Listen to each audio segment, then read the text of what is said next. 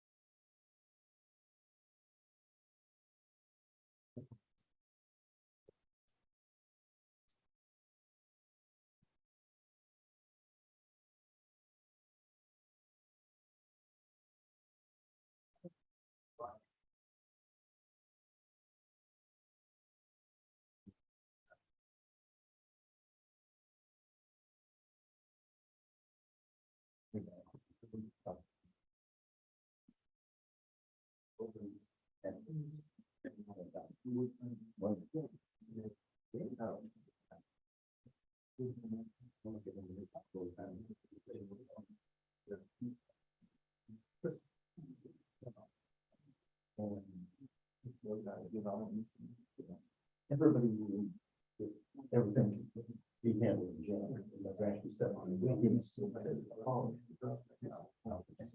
think your friends, your experience, sometimes a smile. So that was just me. Yeah. Yeah, I think it's when you were there, but you were cold at the time, probably like I remember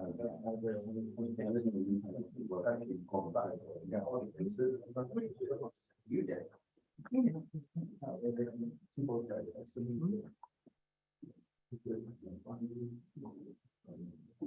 Okay, we do have two counselors online with Counselor Augers and Counselor Thomas. The rest are here, so why don't we go ahead and call this meeting to order? We'll stand and do the flag salute. I pledge allegiance to the flag of the United States of America and to the republic for which it stands, one nation, under God, indivisible, with liberty and justice for all. All right, everyone, welcome to our May 9th City Council meeting. You will notice I do have a partner up with me today, Onsner. Did I say it right? Close enough. All right, she is shadowing today, so she's going to be up here learning what a mayor does and how we did meetings. So when I happen to like run away or whatever, she can just take over. Okay. With that, Counselor Augers, Counselor Thomas online. counselors here in the building. Is there any consent agenda topics you would like pulled out for regular discussion? And I'll start in the room here. Counselor Yonley? I do not. Counselor Steininger? I do not. Counselor Aldrich? I have none, thank you. And Counselor Thomas? I have none, thanks. Okay, then we'll keep consent agenda as is. With that, we'll move right on to our agenda topics today. The first one is going to be number 2, resolution number 7482023, and it's a resolution that we repealing resolution 668-2019-352-2003, all the numbers, etc. With that, we do have Emily online from our attorney's office.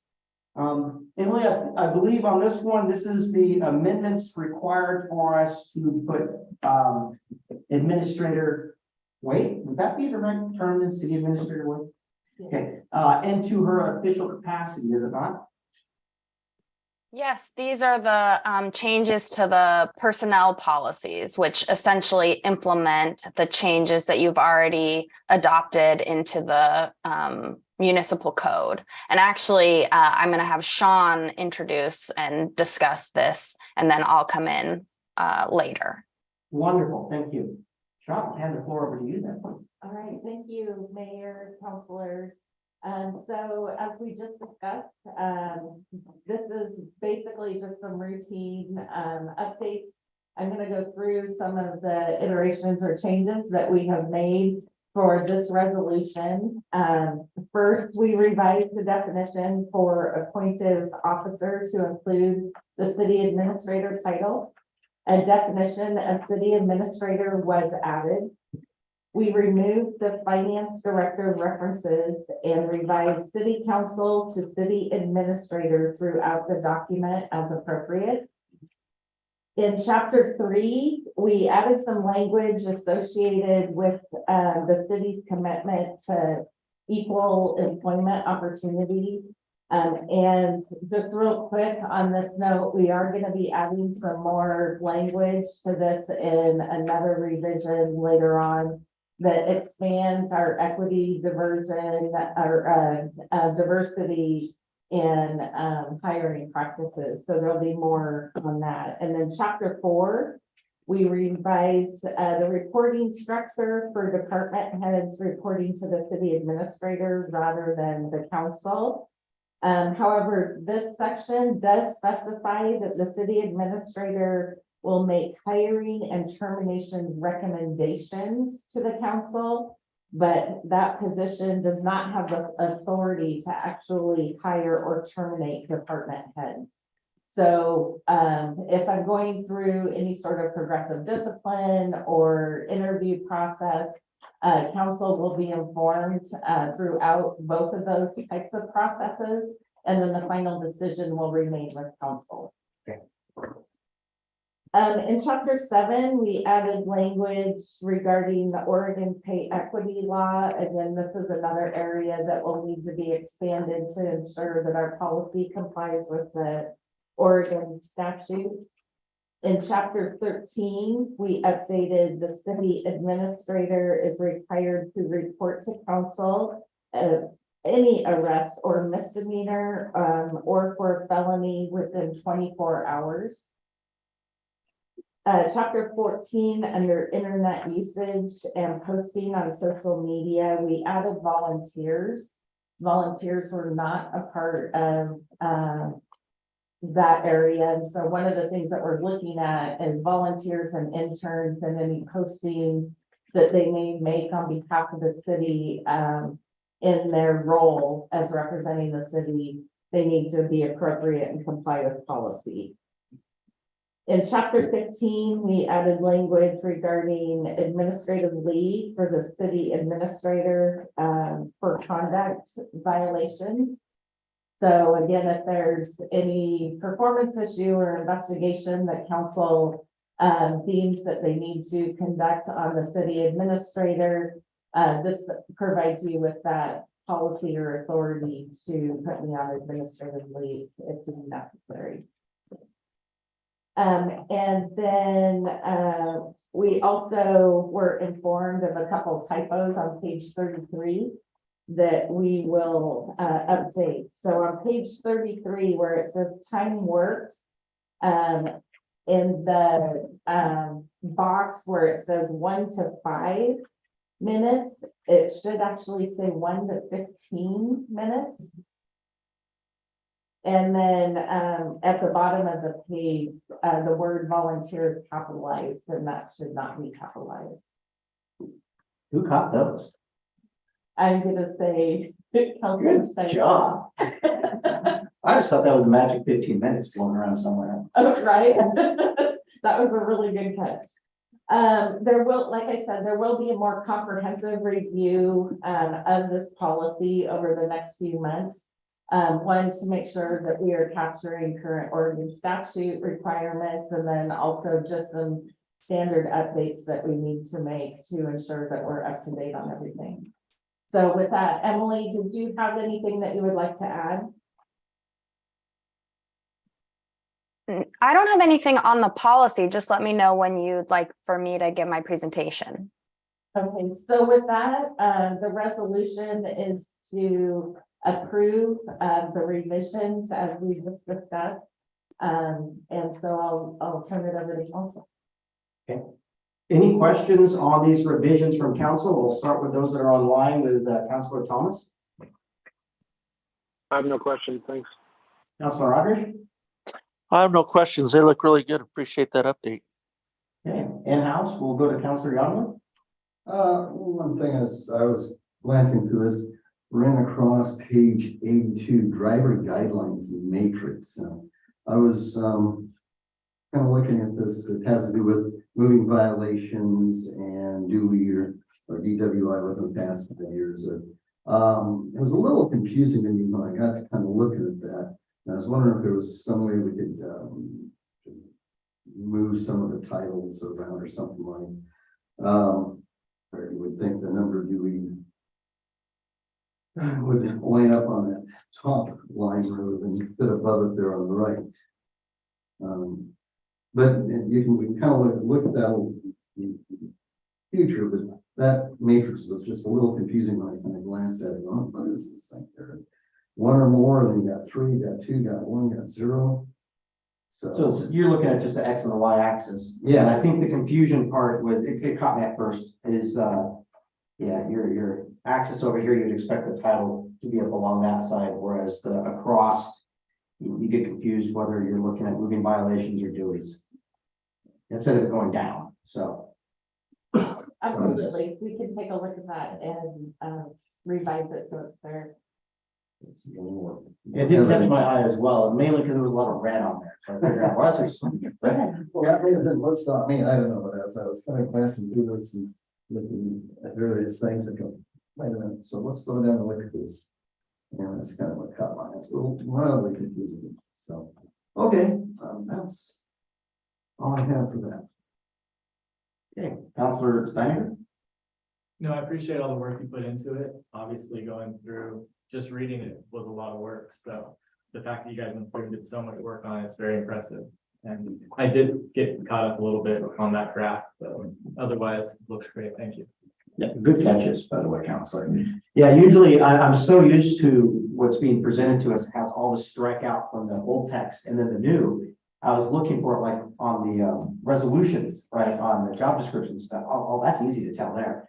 So when I was going through this earlier today, I'm like, wow, what's changed? So thank you for going through and highlighting when you made the changes. Absolutely, and the more substantive changes, we will be doing the strikeout and edit mode, so you can see. Okay. That'll be quite expensive, actually. So it'll be a really thick packet. It will Just be, a lot of unfortunately. Okay, so Emily, with that, then I will hand it over to your presentation at this point. Okay, let's see if I can share my screen. You see, wait, let's see. Do you see my slideshow? Yeah, it's up. Oh, fantastic. Well, we see the presenter section of Oops. the presentation. Well, But that's it's fine. Yeah, Okay. yeah. I didn't sneak anything in there interesting, so it should be okay. So I thought it might be a good time to present about city council and city administrator authority now that we have a city administrator in place. And now that you have seen and considered the new personnel policies, which will, like I said earlier, and like Sean was saying, implement the code changes that you already adopted. So just thought it would be a good time to sort of describe the authority between the city council and the city administrator. So that's what I'm doing today. So just as a reminder, you have a council form of government, which delegates all powers to the council unless delegated to another person or body. And under this form of government, council may conduct its business only as a body. And this means that individual councilors, including and also the mayor, have no independent authority to act on behalf of the city. Council can only act as a body. So now you have delegated the authority to serve as the administrative head of the city to the city administrator. So as I said earlier, the council has all authority unless delegated. You've now delegated administrative authority to the city administrator, and she serves as the administrative head of the city. And also within her job description is the finance director position. So the city administrator supervises the 3 department heads, which include the city recorder / director of administration, the public works superintendent, and the chief of police. Now, this should have been in here. I neglected to put it in here. What Sean said earlier is true, which is that council retains final hiring and firing authority for all of the department heads.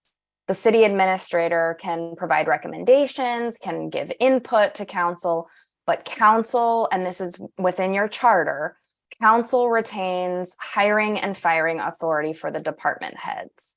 The city administrator supervises them, but council retains hiring and firing authority. So talking more about sort of general city administration, and this was true before, it remains true that councilors are not to get involved in administrative functions. You should not attempt to influence city staff on the making of appointments, on the awarding of contracts, the selection of consultants, the processing of applications, including development applications, and also the granting of licenses and permits. To the extent that sort of administrative functions of the city require council involvement, the city staff will bring those issues to council as a body for discussion and action at a council meeting. And that's again because the council may only act as a body. Individual councilors have no authority to act on behalf of the city at all, really.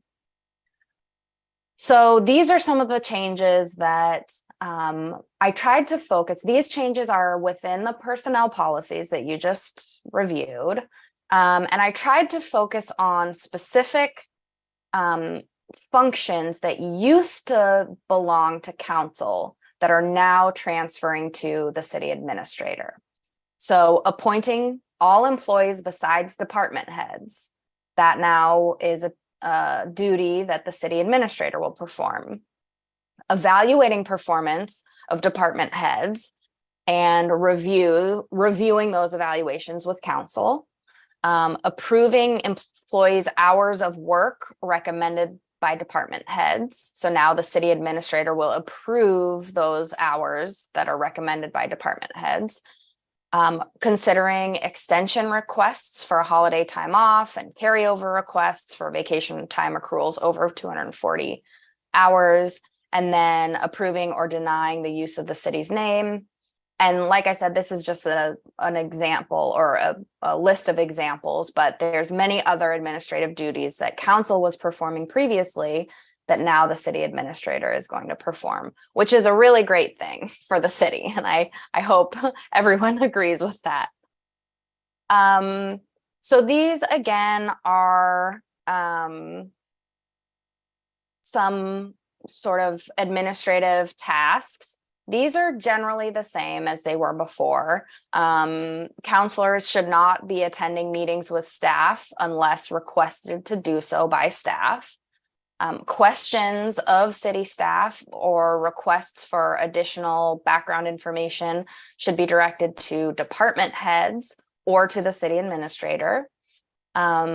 Materials that are made available to one counselor in response to such a request will be made available to all members of the council, so everyone has equal access to information. Again, that was the same before. It's just that now there's also the city administrator. More sort of council authority or lack of authority here. So council should not solicit political support from staff. Council should also limit requests for staff support. Routine secretarial support is provided, and all mail for counselors is opened by staff unless other arrangements are made. And sort of in similar to that, you should check with city staff on correspondence before taking action to see if an official city response has already been sent. And that, I believe, will still be the city recorder, but Sean or Vicky can confirm that. And then lastly, I just thought I'd throw in a slide about boards and commissions. Council should not contact members of city boards and commissions to lobby on behalf of private interests. While council appoints members to board and commissions, the members of the boards and commissions report to council as a body, not to the individual members. If you observe any inappropriate behavior by a board or commission member, you should note that to the mayor, who will then in turn provide counseling to the individual member of the board or commission. And that concludes my prepared presentation. If you have any questions, I'd be happy to answer them. I guess my takeaway, this is everything we've talked about. And the idea is to try to speed decision-making and make it flow a little bit easier around here. So we don't always have to pull us together for every decision out there. But let's go through in questions. We'll start online again. We'll start with Councilor Thomas. Any questions you have for Emily on this presentation? Any concerns? I have no questions. Thank you. Councilor Rodriguez. I have no concerns. It's very well put. Thank you. Councilor Steiner. I don't have any concerns, no. Okay, Councilor Young. I have no questions or concerns at this time. Thank you. All right. I have none either. These are actually a great reminder too of the limitations that the councilors need to remind ourselves of, mayor and councilors, on what we should and should not be doing and how we should work with the city officials as well. So it's a good reminder at the end of the day as well. Department heads, anything you want to chime in and mention at this point in time? I'll also open it to you. I'm good. Chief Rash? I do not. Okay. I have no other questions. Okay. So with that, I'm assuming, Emily, at this point, we can move forward with approving of the resolution. Absolutely. Okay, so when we make this approval, I do know some edits need to be made to this. Do I need to make the resolution motion to consider that the edits to be made, as you mentioned, the spelling correction, the table, et cetera, or does that not need to be mentioned in this? Yes, just as amended as stated. Okay, that's what I needed to double check. Okay, so with that, I'll make a motion that we adopt resolution number 7482023, a resolution repealing resolution 6682019 352-2003 704-2020 739-2020 and adopting City of Hubbard policies for the City of Hubbard with amended statements. As amended. As amended. There we go. I'll second that motion. Okay, we have a motion and we have a second. All those in favor, please say aye. Aye. Aye. Aye. All those opposed, say nay. Okay, so a resolution does pass unanimously.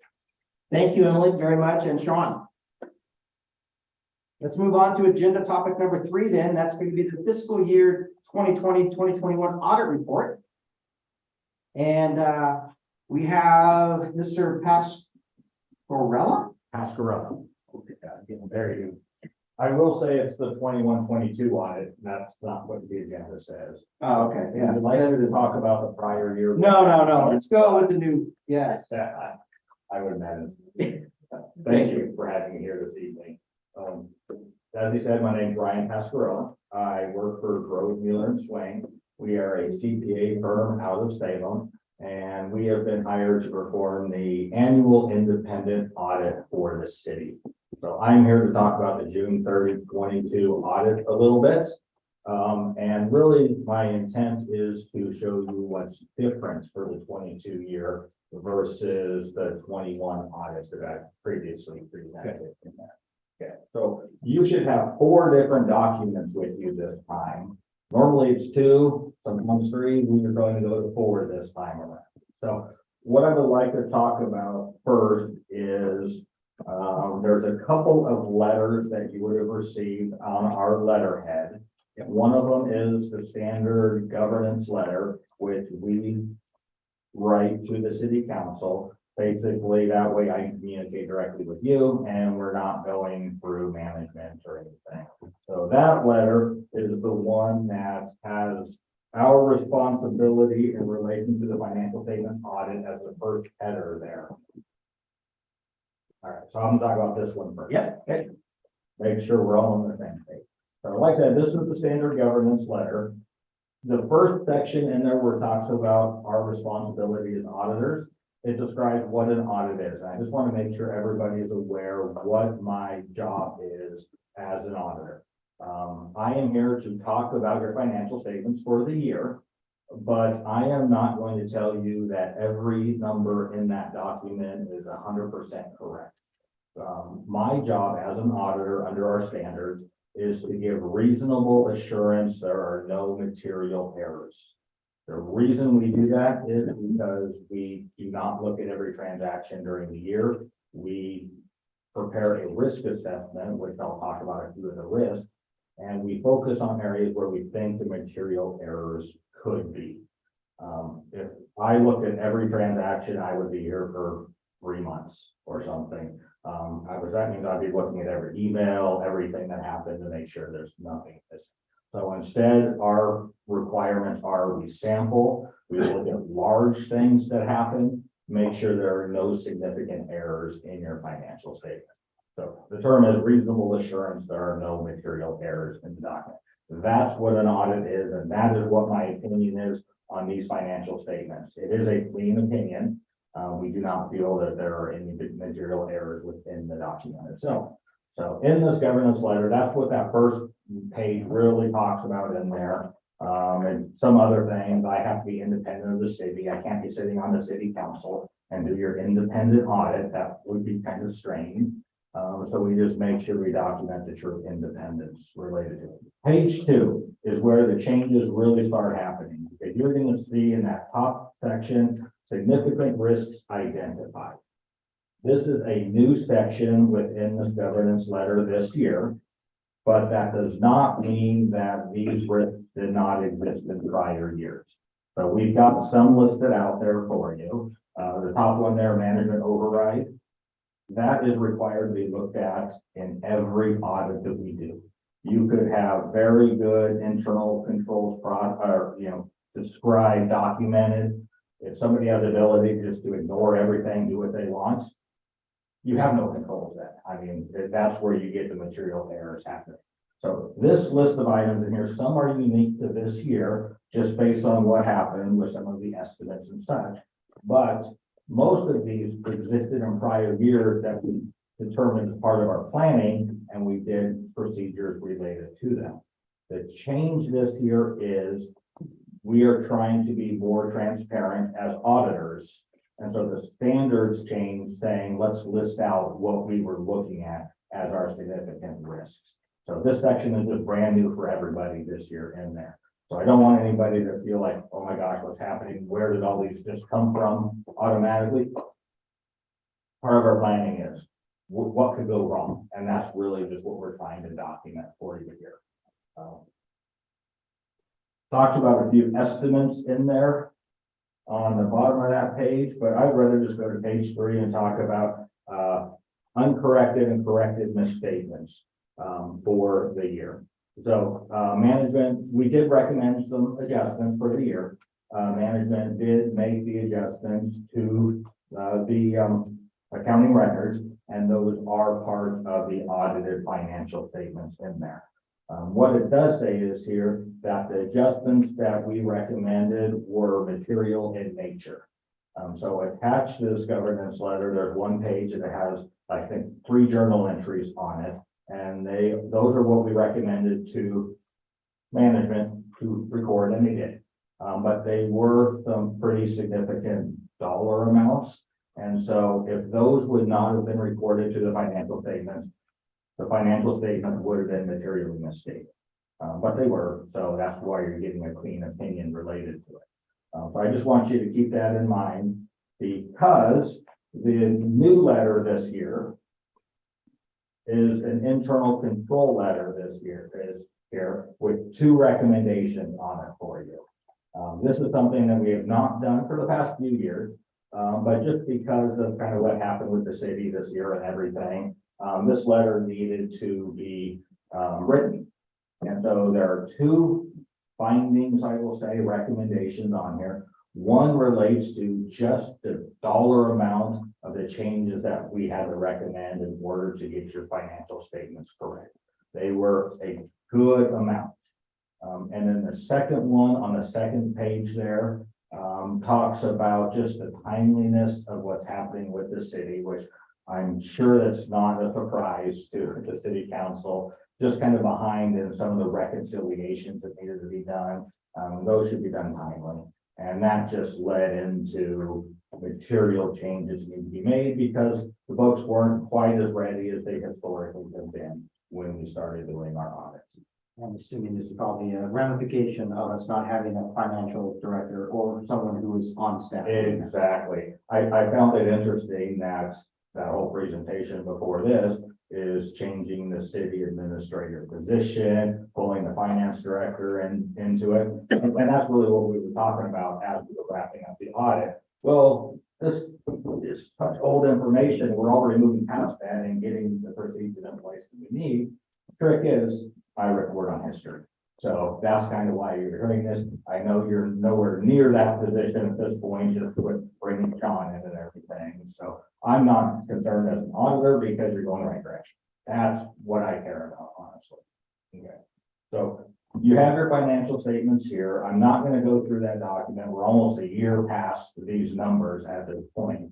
So it is here. Like I said, it has a clean opinion on it.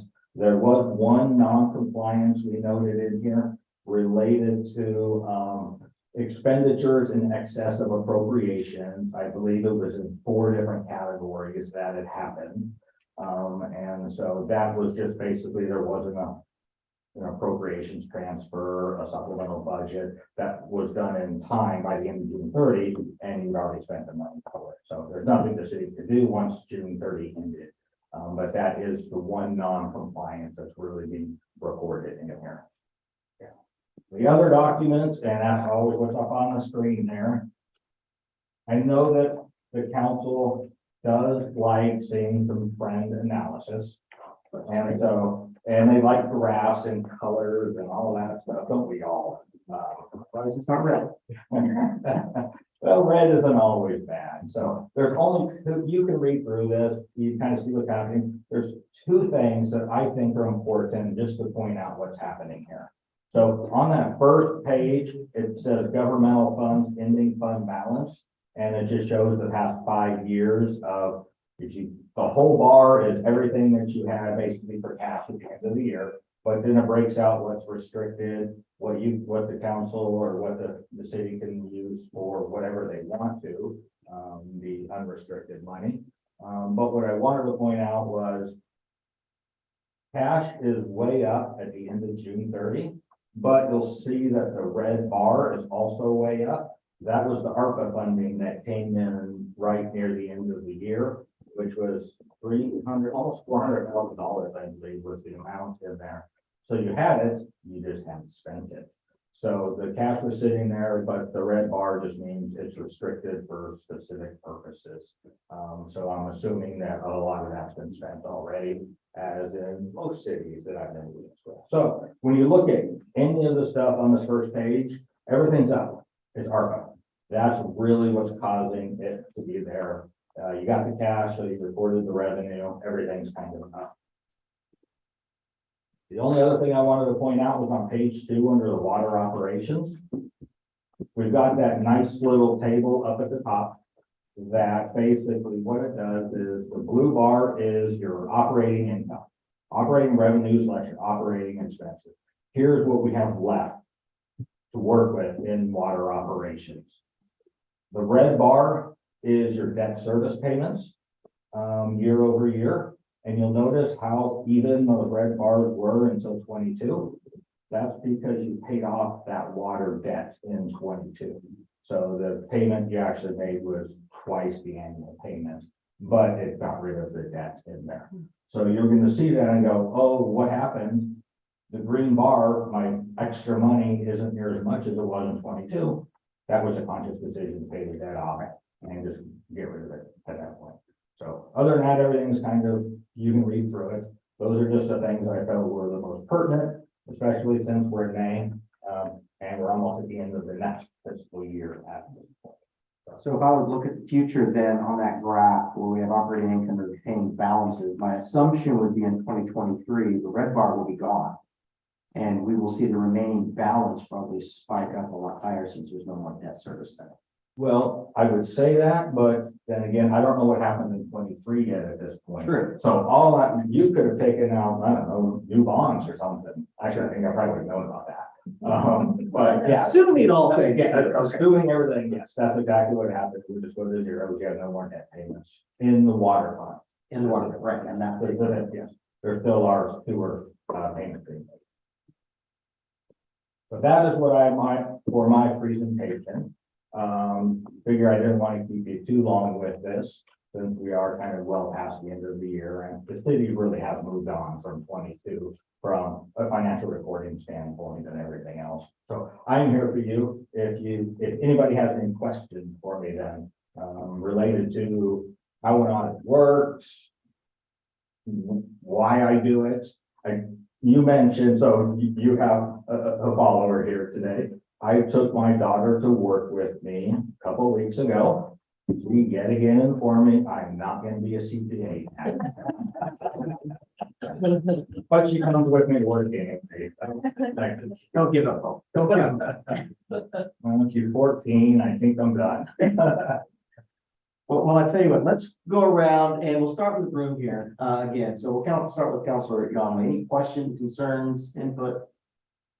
Well, considering we're, well, past June 30th, 2022, no, I don't. Yeah, we're gonna go through this again right away. Yeah, I'll take a look at it coming up here and see. I am happy to always answer questions for you, even if it isn't in this meeting. John and Vicky have my contact information. Oh, sorry. Okay, Councilor Spanningers. My only question with the reconciliation, that was one of the things that you saw, needed to do a supplemental budget. Is that something we're prepared for this year in case we need to supplement anything before June? No, go back. So Mayor, councilors, so I have completed all reconciliations for the entire fiscal year up through, well, I have one more journal entry to make for April. So we are all caught up. My intent in May is to finalize and look at where we're at in appropriation spend and have a final supplemental budget in June. So moving forward, not only will the reconciliations be done, but I'm also going to set up a schedule for supplemental budgets.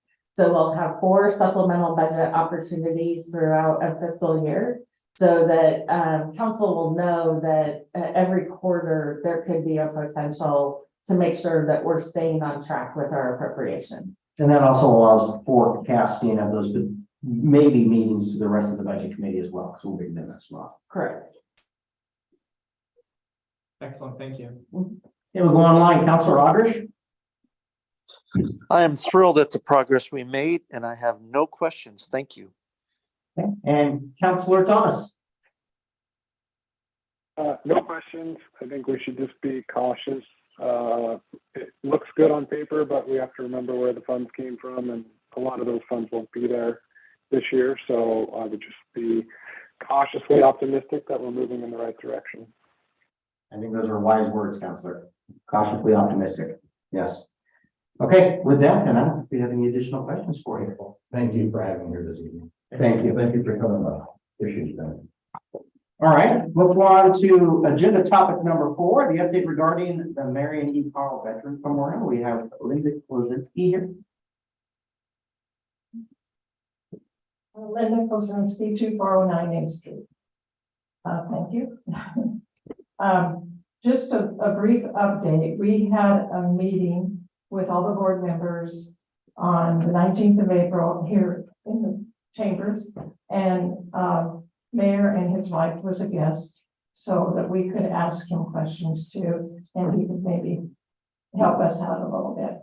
The board members unanimously voted to turn the Marion E. Carl Veterans Memorial over to the city.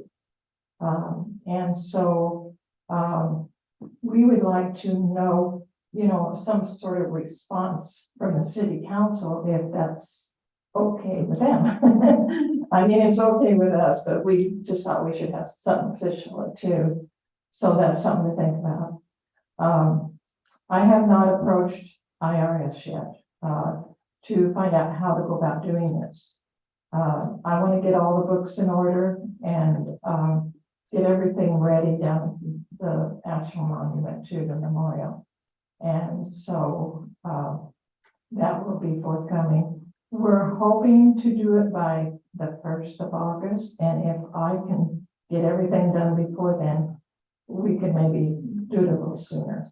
But first of all, we want consent from the city council. As far as the monument or the memorial, we had somebody come in, we hired him to fill in the cracks at the monument, because I was afraid we might lose the ground.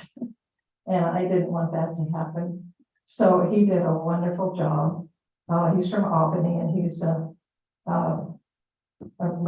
historical restoration businessman. And so anyway, he did a good job, and it's not permanent. It still can, in time with heat and weather, we might have to redo it. So, but for now, it's good for several years. He mentioned about 7 years. So we had a work party on the 8th and tried to get all the weeds out and put down the bark dust, and I think that that's taken care of. We have a product to put down in between the bricks to get rid of the moss, and so we'll take care of that too. We have geraniums coming in. They're donated by Fessler Nursery.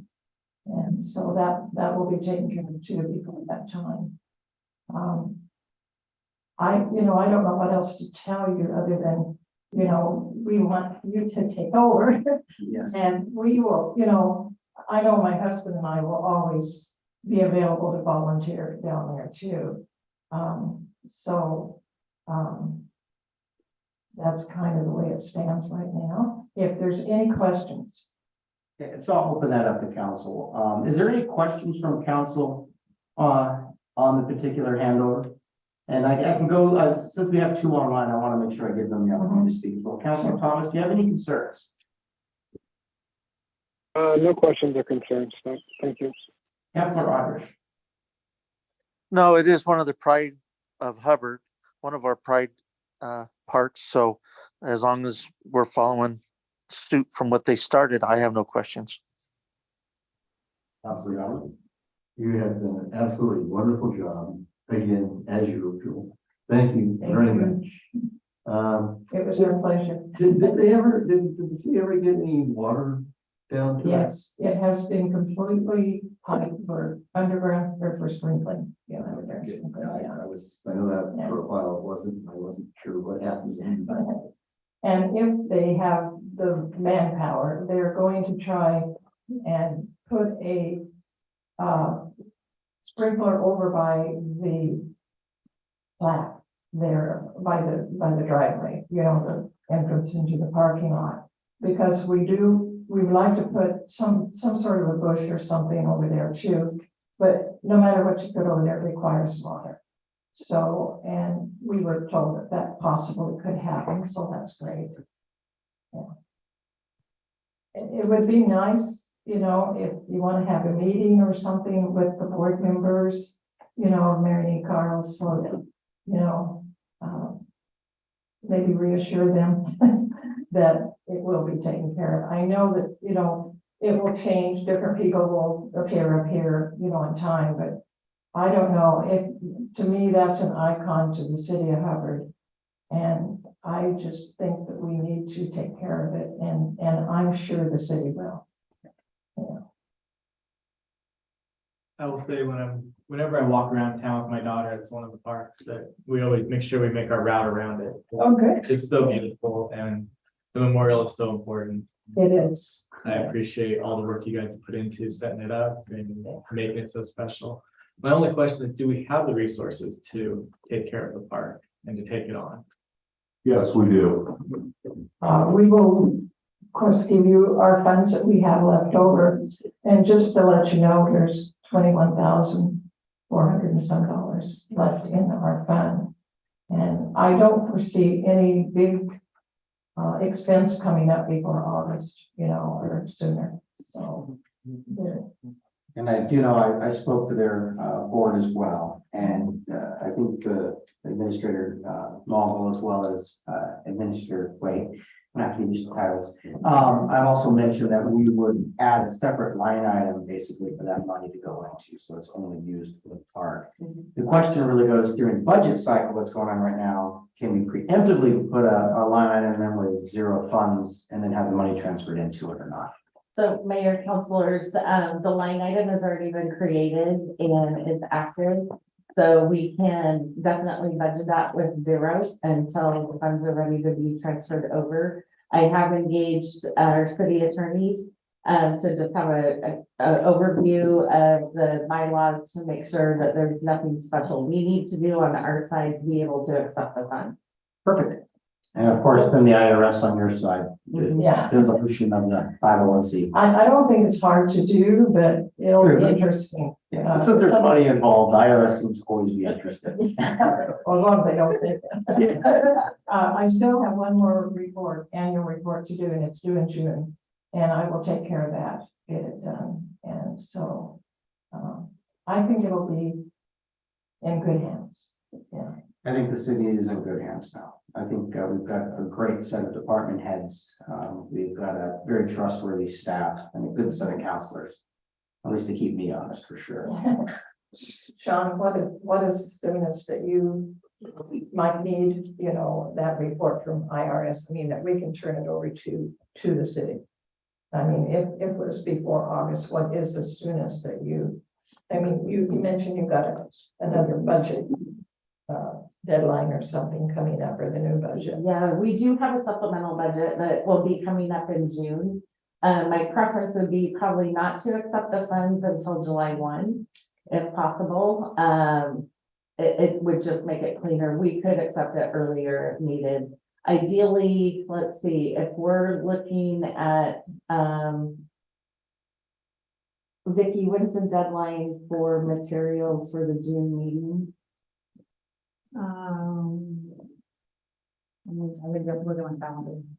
It would be like the last week of May, around that. Okay, I probably won't get ready, but Yeah, it's pretty quick. Yeah.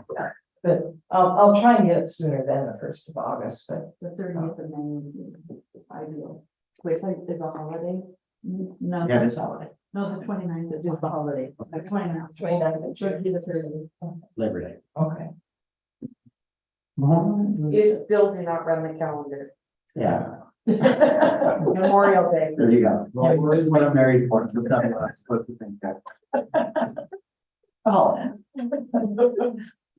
All I've got to really say is the dedication that you two have given to the city, whether it is managing the memorial or leading that, the flowers that you maintained at Rivinus Park. I mean, the little things that a lot of people don't see is quite outstanding. I only hope that everyone within the city can emulate what you have projected in terms of returning back and volunteering within the city. Well, it was nice to make Hubbard beautiful. I mean, pretty.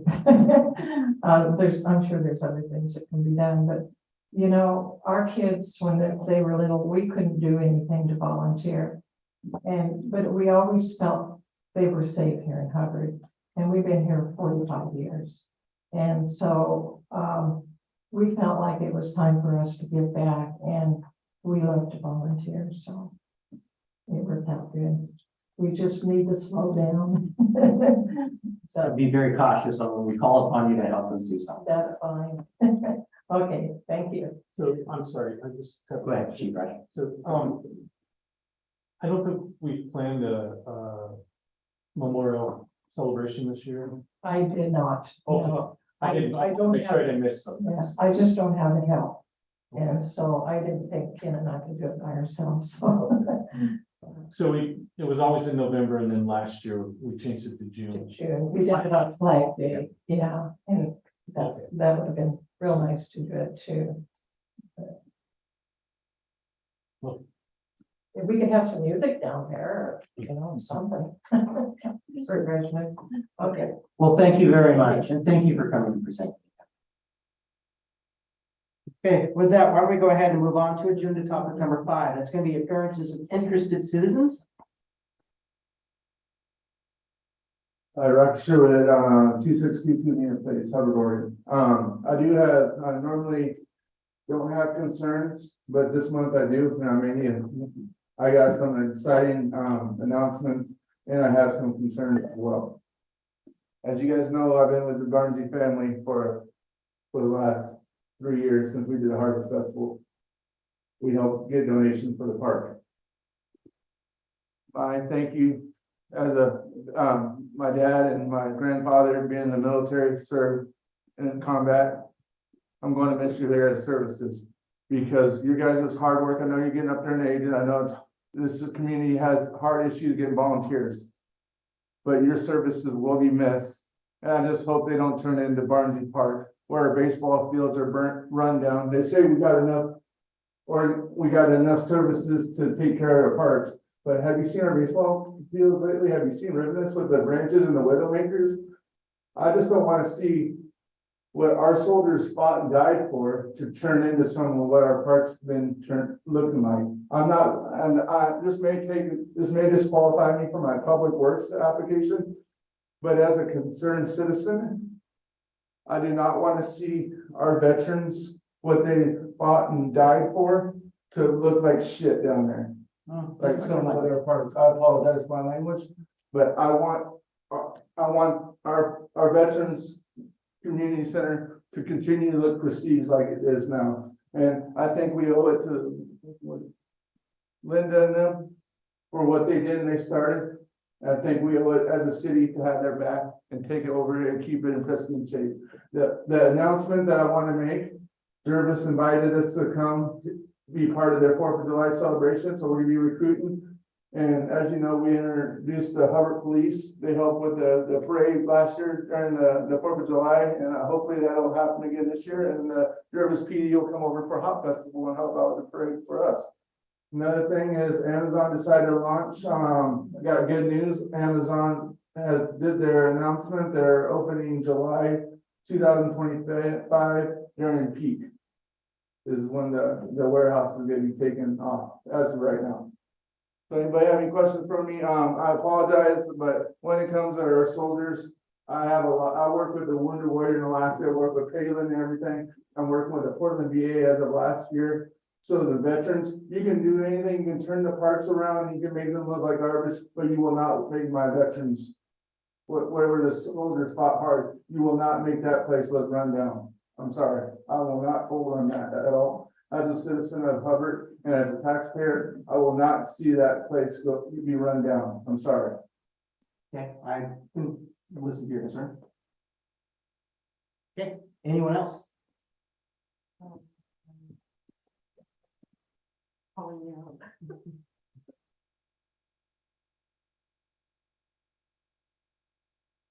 Crystal Robinson, 34274 Street, Hubbard, Oregon. I just want to echo that.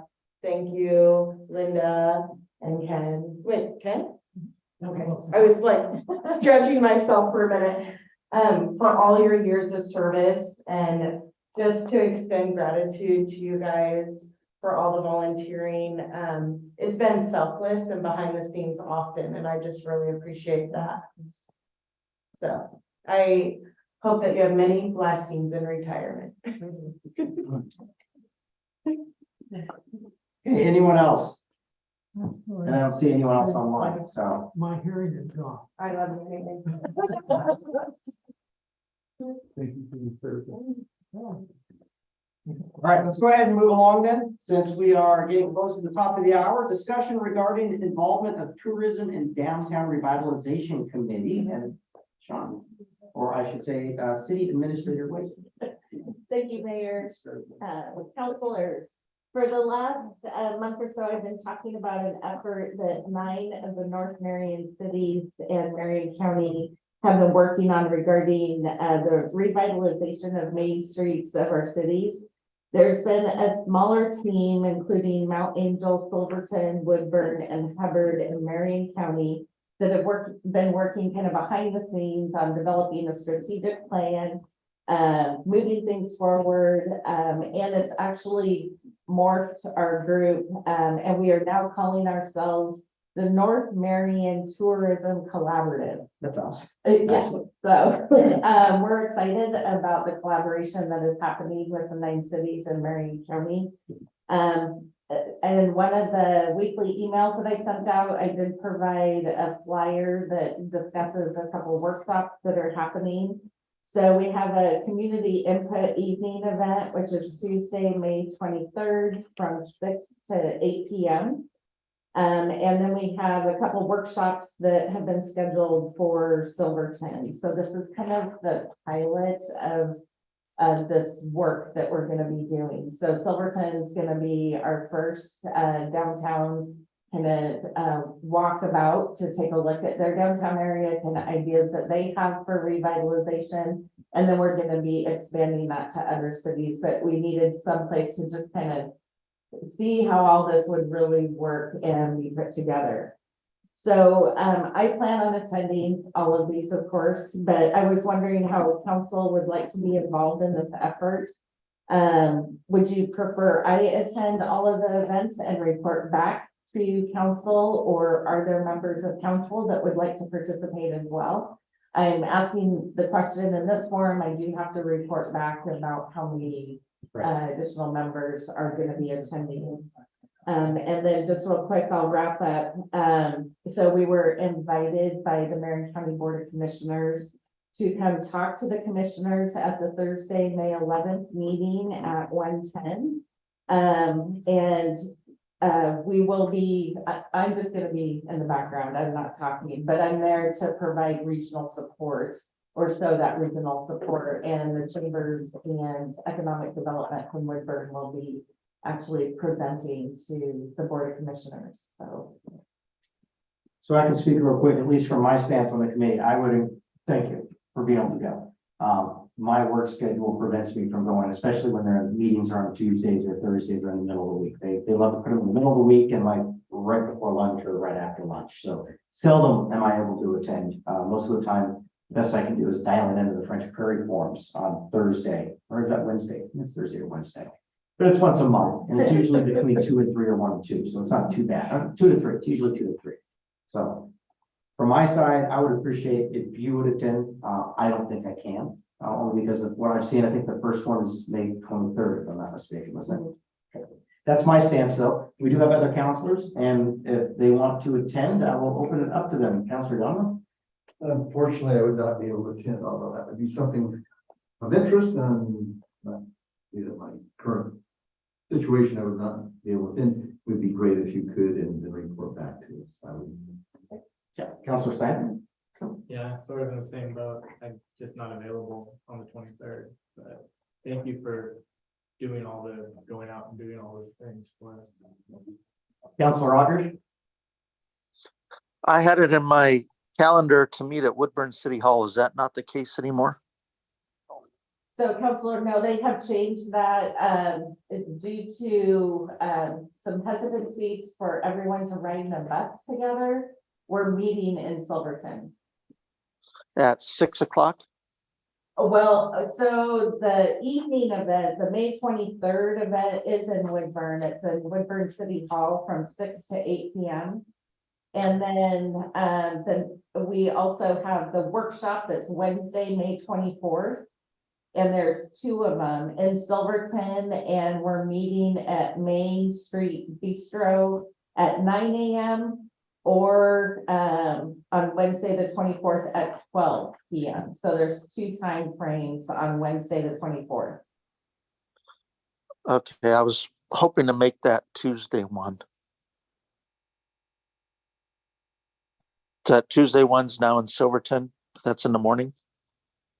No, the Tuesday one, May 23rd is 6 to 8 p.m. So that's a community event in which the community members will come in and provide some input about what they're looking for revitalization and tourism in our 9 cities. Oh, gotcha. Okay, so it's not during the day. If you could put that in an email and send it to me, I'm going to try to make 1 or 2 of those if I can. Wednesday's not working as well as Tuesday would, but thank you. Thank you, Counselor Rogers. And Counselor Thomas? Hi, I'm not able to attend, but interested to hear feedback. Wonderful. So, Mr. White, do you have what you need then? I do. Thank you very much. Thank you. Mayor and or council presentations real quick. I apologize to council. Actually, there is one consent agenda I would like to pull out for at least the mayor section, and that would be agenda topic A. Approval of city administrator to attend the International Cities Counties Management Association Conference in Austin, Texas. I can speak that quickly. Wow. Yeah.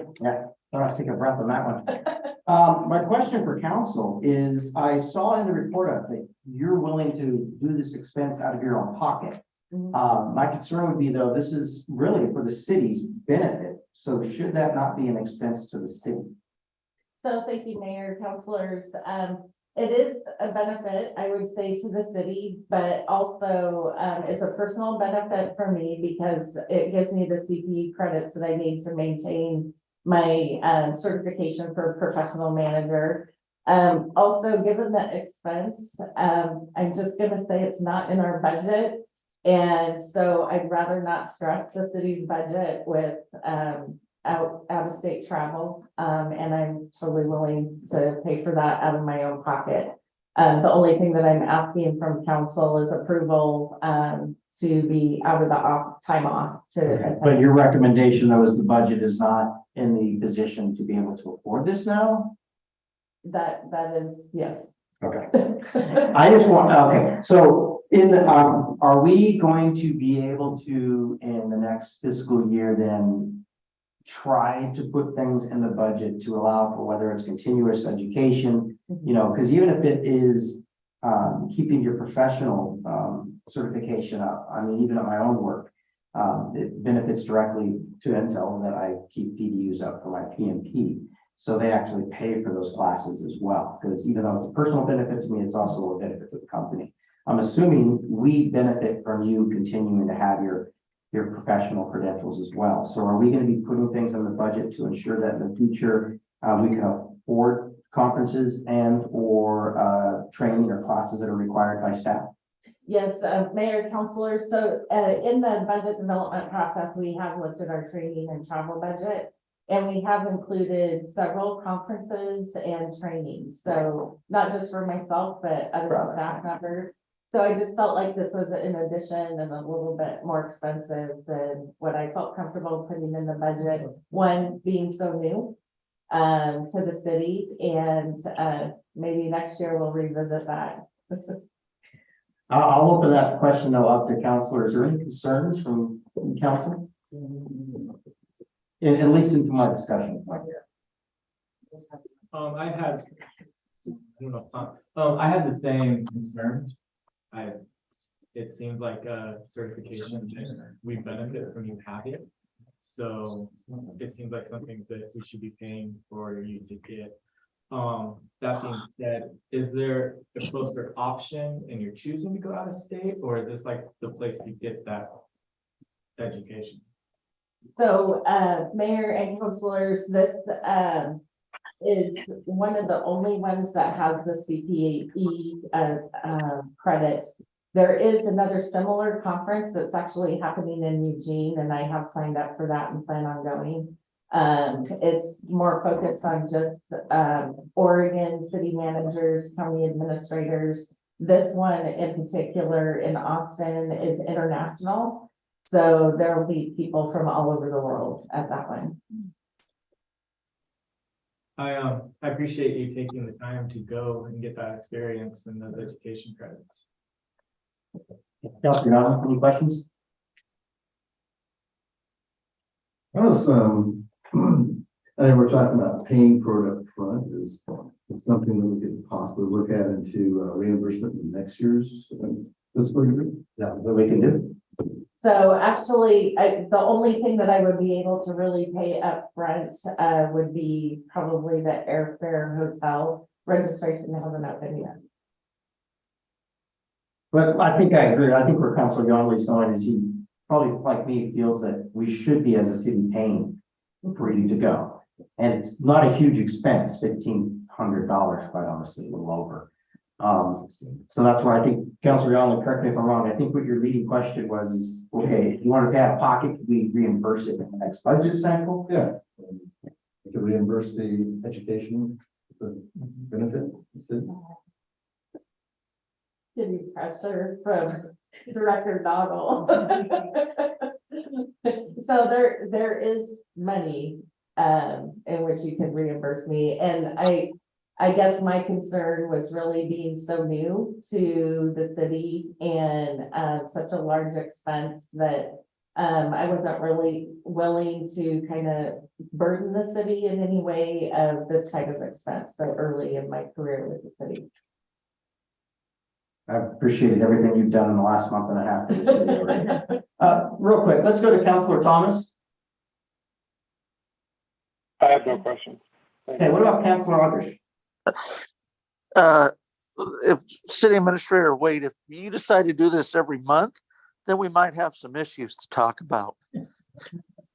But I would think that under the finance position, since we haven't funded that for the last year, that there would be some money available there for training, upkeep, like we would any other department head. So that's where I'm coming from. I would like to see us figure out how we pay for it, since it does benefit us, and it's a once a year or even twice a year thing to keep us on the map. Thank you. Trying to hear a general theme here. Go ahead, Director Noble. Mayor and council members, there is some funds that was budgeted that has not been used that I believe would cover the $1,500. in the dues and learning. Do you need a motion for us to approve that usage then? Sure.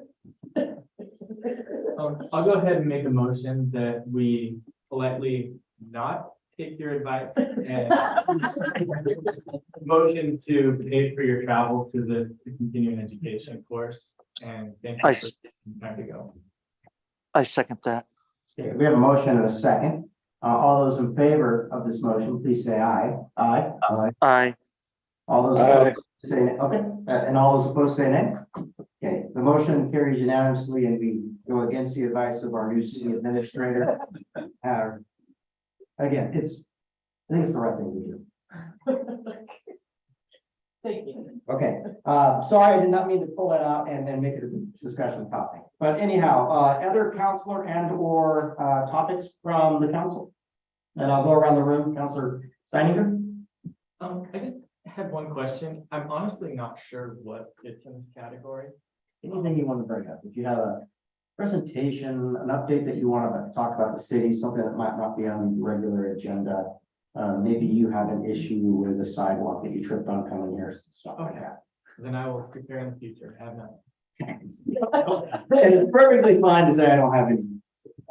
Counselor Oyama, I have nothing, thank you. okay, Counselor Rogers, I have nothing at this time. Thank you. Counselor Thomas. I have none, thanks. Okay, let's move on then to city administrator report. And we'll start off with city administrator Wade. Thank you, Mayor, councilors. This is gonna be a little long-winded, and I apologize. There's just a lot of updates that I need to provide. First, on the legislative side, House Bill 3201. This bill removes barriers for broadband equity access and allows access to funds to expand broadband to underserved communities that have experienced limited or no access to broadband capabilities. I'd given a brief update that this bill was moving through the legislature, and it looks like that it is going to pass. And so Marion County is going to be working with us to identify what regions in our area are going to qualify for funding and expansion of this project. So I will be reporting back out. We probably won't have more information until closer to September, October timeframe. The bill, once passed, which it's supposed to pass sometime this week, it's on the governor's desk for signature. It's not based on emergency, so it doesn't mean it goes into effect upon signature. So technically, it's sometime after July 1st, they will start working on it. So more information to come with that. Also, state agencies are working through their budget for their biennium budget development process. And with that, OLCC is requesting from the legislature an increase of the liquor surcharge. Currently, the surcharge is just 50 cents, and OLCC is requesting an increase to $1. With that, the COG is pushing for a portion of that to come to cities. And so a high level estimate, 22%, or which would be about 80 million, would be going to local governments through a revenue share distribution process. Not sure what our share will be yet. We're still working out some details, but the COG is really pushing for this, and they are getting some traction. So I will keep you posted as things develop with that as well. House Bill 2095, the photo radar bill passed through Ways and Means and is on the governor's desk for signature. This bill provides additional public safety tools for communities across Oregon. Historically, photo radar was only used by certain cities. The bill opens it up to all cities across Oregon. There are 3 pieces to this bill. 1, allowing all cities, 2, allowing it in high-speed corridors instead of high crash corridors. Right now, it's only in high crash corridors. And cities will have the ability to adjust speed limits up to 10 miles an hour in 10-mile-an-hour increments, but that process still is the same. Well, this could be a revenue maker, and there are grants for photo radar equipment and the IT and server support. There's also some complexities with that that we can talk about if this is something that we decide to pursue down the road. Yeah, I had a question on that. It probably goes more to Chief Rash. Is there actually something that's a shared resource amongst agencies on a photo radar truck or box or trailer? So you know, when that law first came out, it's probably been 20 years, there's 5 cities. We got it, Portland, I believe Eugene, Medford, the bigger cities. Uh-huh. And then the second went around and when I worked for Milwaukee PD, we got a photo radar. Gladstone was also in that, and they were gonna borrow ours, but that never materialized. I don't know if other agencies are sharing their equipment. Milwaukee went away from that after having it for about 12 or 15 years, I can't remember. And one of the big things was I couldn't get anybody to staff it. And we tried 2 or 3 recruitments on retired officers. So you have to have a police officer, if I remember right. Mhm. You have to have a police officer in there, so it could be a. Oh, really? Yeah, You and might as well just have them tag it. what's that? You might as well just have them tag it at that point, I guess. Yeah, So, there are those drawbacks to it. I mean, and I'd like to see the stats on, is it reducing? It's supposed to be a preservation of life measure, right? Not a revenue. Yeah, I just know we've still got issues on like Fifth Street, Stone Street, Third Street, J Street. People are always speeding. They put up little signs, I'll be sleeping at my bed one night, and you can hear the cars go. Meow. Yeah. Mhm. So, I mean, it's definitely something we can look at but I do know those were the drawbacks, besides the fact that the citizens in Milwaukee wanted it. Or a lot of them did, but a lot of people, I mean, it was on. Nothing wants to get tagged. Yeah, it was on the news all the time about, and so, now, Woodburn uses a photo red light camera. They tried to. What's that? The one on. That one's garbage. 99, I don't know if that ever works. Oh, it works. Seems to take photos when people are sitting up there grieving.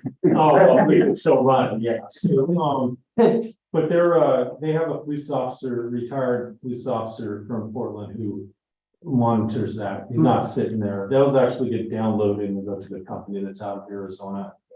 And so I don't know if the photo red, is it just the speed or is the red light on there? No, it's the, Oh, it's just speed. Yeah. Oh, it's just speed. Yeah, so unless they change the law, because I haven't looked at it, the photo radar ban would have to have a police officer moving in. Well, don't mean to rattle on it, just a general. Yeah, question. I just know there's some drawbacks, but we were gonna discuss it later. Oh, okay, jumped ahead of the gun then. Okay, hand it back over to you. okay, House Bill 2662, the Willamette Valley Commuter Rail Task Force has a hearing later this week. This bill creates a task force and report with recommendations for the legislature by September 15th, 2024. The report will look at hours of operation and funding options. So membership will be one council member from each of the following areas: Aurora, Donald, Hubbard, Kaiser, Salem, Wilsonville, Woodburn, Salem Area Mass Transit District, South Metro Area Regional Transit, Woodburn Transit Services, Yamhill County Transit, Portland and Western Railroad, Association of Oregon Rail and Transit Advocates, and Tri-County Metropolitan Transportation District. So quite the collaboration going on there. This bill, we do imagine is what we're hearing at the legislative level from lobbyists is that it will probably pass. So at some point, council will need to discuss who's going to be the representative from Hubbard to sit on that task force.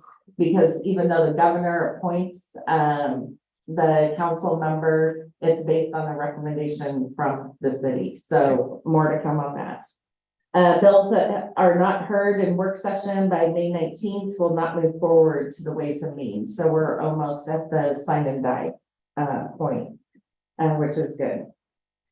Also, I don't know if you've heard, the governor ordered a pause on the tolling until January 2026, the tolling of 205, which is great news. The Senate President and House Speaker have agreed to create a special subcommittee on transportation planning that will oversee ODOT's infrastructure plans. They're gonna be discussing repurposing potential revenue. So that could go to ODOT. One of the revenue sources they're looking at is the gas tax. That is a revenue source that Hubbard receives approximately $172,000 a year. The COG is watching this closely and really advocating that they don't take revenue sources that goes to local government and seek some sort of other option. So we should know more on this particular action. It's not tied to the legislative session. It's kind of outside of that. So I'll be monitoring that and reporting back to the council as we learn more. I would assume there should be significant pushback from any local Oh, yeah. government on that one. That's not, yeah. And there's other taxes that they're also looking at. The gas tax was just the one that from a Hubbard perspective, that is an impact to us definitely. So finished up with the legislative, wanted to touch a little bit about finances. So we had, the auditor come and speak about our audit. I just wanted to report back to council that we are complete and up to date on all reconciliations of all major accounts and sub accounts within our system. So that piece is up to date. We will be doing the appropriations review. So that will be coming to you in June. And so I am having the financial consultant that we have contracted with. Pretty much I've taken over all duties related to the accounting side. She is assisting on the budget side and will continue to do so until the budget is adopted. At that point, finances will be 100% handled here in Hubbard. And so we'll be moving forward there. One of the things that at the last council meeting, we were directed, or Director Noggle was asked to schedule a priority session or a goal setting session for either July or August. I am asking council that we schedule a goal setting session for January. I'm thinking that because that'll give us some time to be able to start working on budget development truly, and I'll be able to align fiscal year 25's budget with the true goals and priorities of council. Right now, we are just in budget development, just developing it as an operating budget, not focusing really on any particular goals other than the ones that have been established last time. In looking at the goals that the council had identified for this current fiscal year, there are several that have not been completed. So we have enough work definitely to be able to move forward into next fiscal year and then continue that goal setting process. So I am asking council to consider a goal setting session in January. With that, I would be facilitating that conversation and moving things forward as far as strategic objectives and really priorities that with timelines of staff performance. So we'll be working on that. Real quick from council, any concerns just from a voice vote, if you would, on moving that meeting goal setting session out until January from say August? I have no concerns about that. Councilor Steiner? I don't have any. Councilor Thomas? No concerns. Thank you. Hey, Councilor Rogers? I have no concerns. Thank you. I think that's a great goal, or for lack of a better term, goal. I do know, yes, we do already have some pretty big audacious goals, one of them being the static water pressure updates. So I think we've got enough to work on. Yeah. Okay, thank you. And then one last thing, and I'll be done talking. So enterprise zoning, I did send an email update to council to let them know that enterprise zoning program will expire on June 30th, 2023. We are working on steps to renew with a public hearing to be scheduled for the end of May. The COG is working on this. It does look like that they have scheduled a public hearing for, is it May 30th or 31st? I believe it's May 31st. I will get back to council on that date for sure. And while the enterprise zone programs generally offer like some tax breaks, infrastructure, incentives, and reduced regulations to attract investments and private companies into the zones, the city of Hubbard would only continue to offer those tax breaks, and it would be set for 3 years, which is generally what enterprise zoning is allotted. Just some history. So in 2013, per resolution number 547, 2013, council approved Sedcor as the zone manager for the city. The intent was that we would continue with them as our zoning manager moving forward. However, I know that there used to be a cost of approximately $500 for the work that they would do for Hubbard. There's no longer a cost for their services. Marion County covers all their costs. But they would continue to, support any projects. There's one project currently, in the queue for the city of Hubbard, and that is Pacific Northwest Marble and Granite. There are no other projects, so when I asked Segcor if they could produce any reports about how successful the program is or what that looks like, they really didn't have anything for Hubbard, but they are working on gathering some reports from other areas that they will share with us. You answered the one question I would have had. A, has there been any benefit? I know, prior to COVID, I had spoken with quite a few of the businesses around town, pointing them towards them and the director from Sedcor. I think we had two, for them to speak to. So I was kind of curious if any fruit ever came out of those conversations, but again, once you sometimes speak to an individual or a business and give them contacts, you don't hear much back usually. So, yeah, I don't have an issue with Sedcor. When I reached out to them, they usually return calls pretty quickly. And I think once spent a couple hours on the phone with me, talking about what it is, what they do, what this enterprise zone does, etc. So I would have no concern with something will continue. Especially if it's no cost to us now.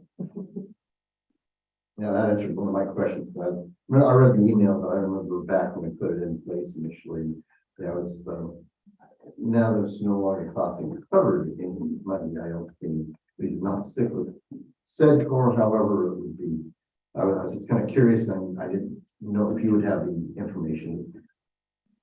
How many businesses, how many times have they taken, has businesses taken advantage of that here in the Hubbard in our business park? Just one. Any information? So just Pacific Northwest. And then that's been the last 10 years. Yeah. I think what I heard was they have no way of telling us right now. Yeah, Right. Okay, it's kind of curious on how many times we've actually used them. So, yeah, maybe we can down the road we can pull that information. Okay, thank you. Councilor Aldrich or Councilor Thomas, any additional comments or questions? I have none, thanks. Counselor Aldridge, I don't have any questions, but I thought a couple of years ago, we pulled our financial support of Sedcor because we didn't feel we were getting much representation. Yeah, Director Noble is nodding in the affirmative. Okay, thank you.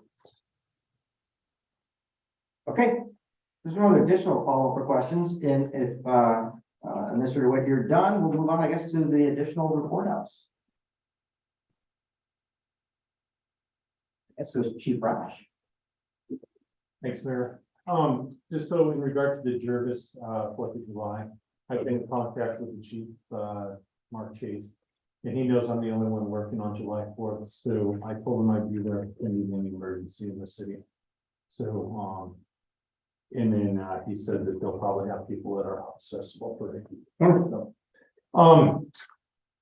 Just Officer Y, they put together a warrant sweep in the police jargon, where all the agencies and most agents participating, looking for people who have wanted to get those warrants cleared up. I tried to get some results from who organized it. I didn't have any. I'm going to ask the chiefs tomorrow. We have our monthly meeting, and like if we're going to do these, I need to have some numbers to make sure that when we participate, it's worth it. So I hope to have a better answer for you next month on that. And then just want to give I was the only one working on April 27th because Mark or Officer Y was on the warrant sweep, and Officer Bentley and Anderson started doing some training. In the high school had students, I'm not sure what year they were, if they were juniors or seniors, together a first responder appreciation day. I don't think they knew how to communicate that out. I think I got notified the day before, but I was able to go for a little while. Unfortunately, I had a call this a domestic I had to go to, but it was a great event. Kids did a great job. It was a lot of fun for the 25 minutes I was there. But anyway, they did a great job, and if they continue doing that next year, we'll be there to participate. I'll get feedback. How do you think, how do you think the coffee with the cop went, on a Saturday? It felt like the attendance was about the same. Yeah, it's about the same. It's tough because I think Little League or junior baseball and the other spring sports were going, and yeah, it's tough to get weekends. A lot of families are. Trying to find any good time. Yeah, so, but in October, it'll be the National Coffee at Cop Day. We'll probably set it up again. Hopefully some citizens will come. Going on through the rest of your report too, I noticed you have the police departments received many complaints about dogs being off leash at city parks. Is that something we want to post, a reminder that dogs should be leashed, et cetera, onto the city site, and maybe we can share that out the best we can? So Sergeant Anderson on a Saturday received a couple complaints, or some complaints he told me. I don't know, did he request that to go on the Facebook or anything, or on the city page? There was something that went out. Yeah, I think we did that. We did that, okay. Yeah, I don't remember seeing it, that's all. oh, well, if we didn't do that, I'll make sure we'll do it. If not, I'll dig through the city sites as well, and I'm sure I know someone who's apt at social media that post it around as well. So. Anything else, Chief? No, does anybody have any questions? I'll open up the council. Any questions for Chief Rash? Have none. I don't have any. Anyone online, Councilor Rogers and or Councilor Thomas? I have no questions. Thank you. None, thank you. Okay, let's move on then to Administrative Department, and this would be Director Noble. Just an update, we started the process to update the phone system. We came out and took a survey of the phones and starting to get those set up. So we're moving forward with that. And I don't have anything else to report unless you have any questions. I have none. I'll just pre-apologize to Julie that I'll probably be late on June 14th again. So preemptively apologize. Yeah. Any questions for Director Noble from council? I don't have any questions. I don't have any. Online, Councilor Thomas or Councilor Rogers? I have no questions. Thank you. None, thank you. Okay, let's move on to Public Works, and that will be Superintendent Mike Prince. Update, digester #1 pump installation project went well. Got it in last week and it is working like a champ. Unfortunately, due to trying to meet up old technology with new technology, the discharge side of it, we had to go with a flexible hose. So we're kind of keeping an eye on it to see how well that's going to work out. It's gonna break. It's flexible and Leave it at that, okay. It could be a real sneaky situation. well, the worst thing there that it would break and we'd end up filling that manhole full of Yeah, I sticky know. stuff. So, but checking the specs on the hose, it's good for what we're dealing with, and it gives it a little bit of variation with the vibration of the motor when it runs. So I'm thinking it's probably gonna last. We'll have to probably replace it about once a year. The hose. Not the hose. Okay. Yeah, the hose. Got into the splash fountain today, pulled the old pumps out. And we decided that while we're in there and have the room, we're gonna deal with some maintenance issues that we've been putting off for a very long time. We're gonna change out some of the existing automatic valves with regular old ball valves we can close open by hand. Is there any reason they had the automatic ones in there to begin with? The splash fountain is a mystery because it was done by a committee, and at the time we were not allowed. We weren't given any input of how it was built. It was just wham, there it is. So there's a lot of it yet that I still don't know what it does. Do the automatic valves control which is being turned on or off at any given time? It does, but these are valves that control the outer ring of nozzles, and they're either on or off. When the computer turns off that ring of nozzle, it turns the pump off. So there is absolutely no reason why those valves should be in there to begin with. So you have multiple pumps in there, yeah, so, okay, I see what you're saying then. Yeah, the big 10-horse pump runs the inner ring and the middle ring. The 7-horse pump runs the outer rings. And as I said, when the computer tells it to shut, it's time to shut off, it shuts the pump off. So there was no reason in my estimation why those 3 valves were there to begin with.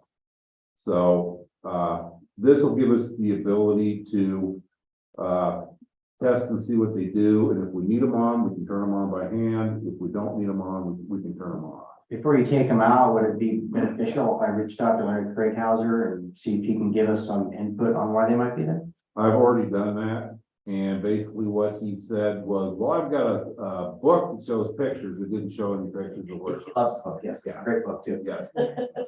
I'll send them to Sean's office here eventually as well. No, it's great. How they built it is quite phenomenal, but. And we've also discussed the possibility of maybe putting some money in next year's budget to raise all those pipes and those pumps out of that vault. If we get them out of that vault, then we don't have the possibility of the vault flooding and destroying those pumps. I'm going to be working on a price quote, an estimate to see what it would cost to do that. Hopefully I can get it done by Thursday to see if that would be practical, but in the meantime, every time those 2 pumps go out, it's a $8,000 bill. But now we have a backup, hopefully that can be rebuilt. Yeah. Okay, I guess you can continue on. Okay, the other one that we've got here is the 8th Street project. We had bid openings last week, and unfortunately, the low bidder was deemed to be non-responsive. There's some paperwork that has to be submitted in a timely manner in a certain way, and they didn't get it done. So there's a little bit of a question at this point. They're fighting it a little bit, but they have not yet submitted a claim against it. They've got until Monday to do that. So we're kind of waiting on that.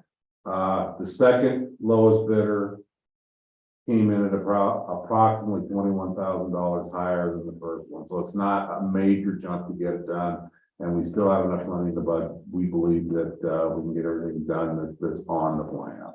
Mike, can I add something? Absolutely. So, I've been heavily involved with this, that's not officially a protest yet. We're working with the non-responsive bidder. One of my concerns has to do with subcontracting and, not knowing who subcontractors are, or if they're going to use subcontractors can potentially turn into a risk when it comes to financial considerations and change orders. So I'm holding pretty firm on this, that I'm going to continue to deem them non-responsive. We have sought legal counsel. We've also gone to the state procurement office. All of them have said it is up to the discretion of the city for the most part. There is some interpretation that we're going back and forth on from the state procurement office and ODOT. But again, the city has the right to decide that they're non-responsive. And I just get concerned that even though the second lowest bid is approximately $21,000 above what the lowest bid was, change orders can be much. Change orders can add up very quickly. I appreciate from my stance, the due diligence and the risk mitigation. Really what you're doing is risk mitigation at this point. I appreciate that. And I stand behind city administrator White on this one, because yes, change orders can be costly and they can very much equal more than what the second bidder has already come out and said that he was going to charge it. So I agree with what we're doing here. Okay. And we want to make sure it's set up for success from the start. We've had failures or issues in the past, and we just want to make sure things are picking up. So no, I appreciate both of you working on this. So I think, we've got one more application in for the full-time job. And we haven't had anything in for the part-time summer position that we've got open at this point. Is there an age requirement on that one? It has to be 18 with the driver's license. 18 with a driver's license, so it could be a high school student. Okay, because I put a question mark, age question mark, so again, maybe that's something that a kid, not let's say a kid, and a young adult at 18, just out of high school, maybe might be interested in doing a part-time job. Hey, when I was 18, I would love to have a job. All I did was sit on a lawnmower for 25 hours a week and make 18 bucks an hour. I did have one other question for you on the June Public Works. You guys are going to start painting curbs, crosswalks throughout town, et cetera. I had a question mark on this one too. Is this something we could recruit Boy Scouts for their Eagle Scout projects that they do, et cetera?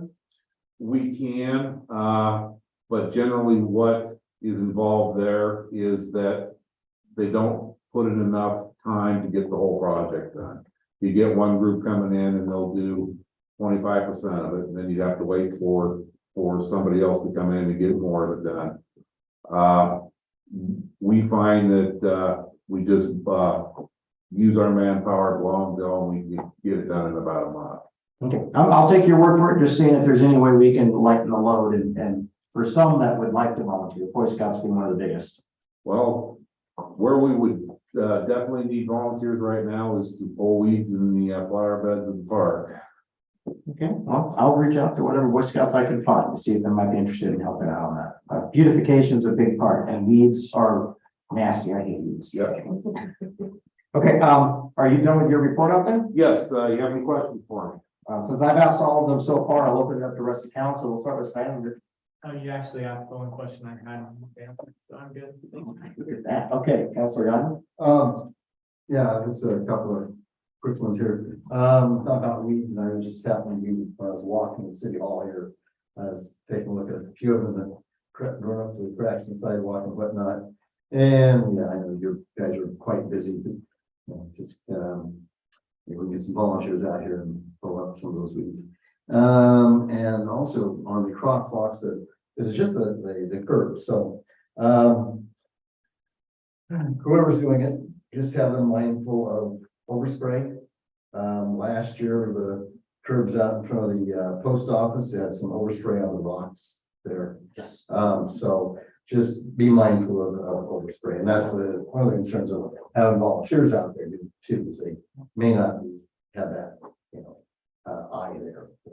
And There was a lot of overspray last year. I remember seeing a lot of it. so there's just one for the post office where I go every couple of days. Yeah, so spraying curbs is a learned skill. And if you don't do it quite right, you get some overspray. So just those are my only two comments is overspray, just, a verbal reminder. Okay. With that, we'll go to Councilor Rogers. Any questions? I have a question. Has there been any updates on the Frisbee Golf Park? Back there. We are doing what we can at this point to do what we can with that park. Unfortunately, it's still a little bit too wet to get the motors down there without getting them stuck. And that's also part of the problem with the south end of 3rd Street. We have water that's real close to the surface there. So if you drive into Woodburn on 3rd Street, you'll see that patch by the industrial lift station that is knee high. We can't get a lawnmower in there because there's still surface water running down there to the creek. If it doesn't dry up in the next week or so, I'll take a weed eater out there and knock it down. But it's the same problem with the Frisbee Park in mowing at this time because of the proximity of the creek. You get down into the bottom of it, you get the lawnmower stuck. If it's mowed, is it even still accessible? I mean, can you see the stuff, or has it almost become too overgrown? No, it's actually not too bad. There's still some work that can be done with it, but we went through last fall, with the gentleman that developed the park and had the guys go through and cut back some of the bushes and stuff, so it is usable at this point. Outstanding. That's what I just was concerned about. Thank you very much. No other questions. Okay, if there's no other questions, then we're just gonna continue moving on. I don't think Counselor Thomas is on still. I think he had to drop at 8:30. He did. Okay, and with that, I do not see interim fire chief Carmen on for an update. No. Okay, then we're just gonna keep moving on. Which would be consent agenda next. I see council's already packing up, like getting ready to get out of here or something. Okay, with that, I'll go ahead and read all the consent agendas. Oh. Before you do that, Go ahead. will you please make sure that you, I provided you a revised resolution with, amended language on it. Yes, this one. Okay, so let's go through the agenda and just holler at me if for whatever reason I get like a groove here and keep reading forward. So A, approval of the city administrator to attend the International Cities Countries Management Association Conference in August, Austin, Texas. B, approval of the April 2023 check register report. C, resolution number 74920. Sorry, I'm not messing it up. 2023, a resolution adopting job description for the police chief and repealing resolution number 6402018. Resolution number 7502023, a resolution amending the job description of the director of administration, city recorder, and repealing resolution 6222017. Resolution number 7512023, a resolution adopting job description for public works superintendent and repealing resolution number 6582018. My apologies. Resolution, this is where I gotta catch it. A resolution number 7522023, a resolution amending the job description for public works administrative manager and repealing resolution number 6592018.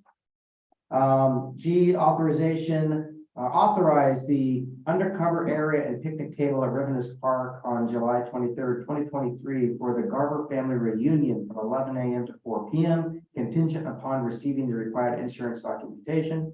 H, authorize city administrator Sean Waite to award the 2022 SCA Street Improvement Project A Street between 3rd and 5th and 3rd Street between A and D to lowest responsive bidder within budget and authorize her to execute the contract documents. Not that, a couple of months ago, that long one. All right. I second that motion. We have a motion. I'll make the motion that you seconded. Obviously, we're packing it too early. Okay, we have a motion and a second. All those in favor of approving consent intent, just say aye. Aye. Aye. I, All those against say nay. The consent agenda is carried as written. And with that, do we have any other city business? Director Noble? I just wanted to follow up. You had asked about when the leash was posted on the Facebook, and I verified it was May 1st. Perfect. So only last week, really. Yes. Perfect. Thank you. I will go dig that out and make sure that we also bring it back up to attention. So thank you. Any other city business? Okay, and this is the favorite topic for all city councils. Next, the topic of adjournment. I make a motion, we adjourn. See how quick that is. You got a second? I'll second it. Okay, all those in favor of adjournment, say aye. Aye. Opposed, say nay. Okay, meeting's officially adjourned. Thank you all. Good night. Night.